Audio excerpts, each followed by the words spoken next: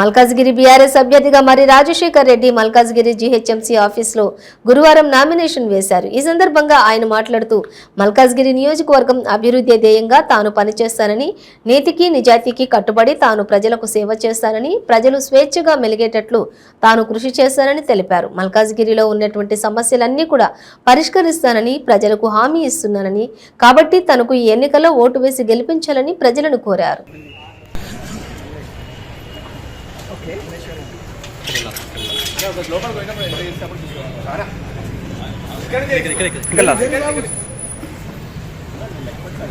అభివృద్ధి ధ్యేయంగా ఇవాళ మల్కాజ్గిరి నియోజకవర్గం నుంచి బీఆర్ఎస్ పార్టీ తరఫున నామినేషన్ వేయడం జరిగింది. ఇవాళ మల్కాజ్గిరిని అభివృద్ధి చేసి ఇక్కడ నీతి నిజాయితీ స్వేచ్ఛతో ఉండే రాజకీయానికి తీసుకురావాలని, అదేవిధంగా ఇక్కడున్న అనేక సమస్యలని పరిష్కరించడానికి కృషి చేస్తానని ఈ సందర్భంగా అందరికీ తెలియజేసుకుంటున్నాను. అందరు ప్రజలు, మీడియా మిత్రులు, లీడర్లు, కార్యకర్తలు అందరూ కూడా దీనికి పూర్తి మద్దతు తెలపాలని ఈ సందర్భంగా కోరుతున్నాను.